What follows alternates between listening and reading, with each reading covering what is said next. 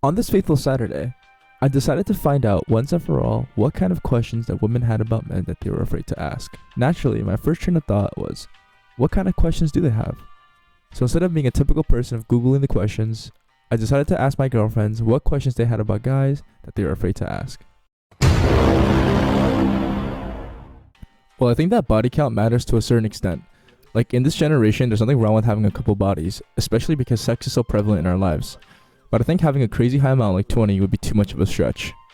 I can't even name 20 guys off the top of my head, yet alone imagine having sex with all 20 of them. So my answer would be, no, it does not really matter, unless you have like 20 plus bodies. In simple terms, blue balls is like the feeling when you're about to sneeze but you can't sneeze, or when you have to shit but nothing comes out. It is a terrible feeling that you do not want to feel, and off the top of my head, I can't think of one thing that's worse than it. I mean, it is terrible. There is seriously nothing worse than having to deal with blue balls on your way home. And the frustration you feel and anger you have because you are not able to bust is horrendous. So my answer would be, it is awful. It feels like you wanting to sneeze and not being able to sneeze times 1000. It is because we feel so much more safe and comfortable around the boys than we usually do with girls.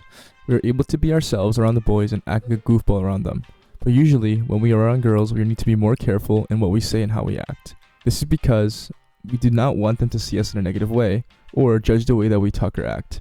So my answer would be, we feel more comfortable with the boys since it was a more judge-free zone. However, with girls, we are sometimes scared to act and say what we want because they would judge us.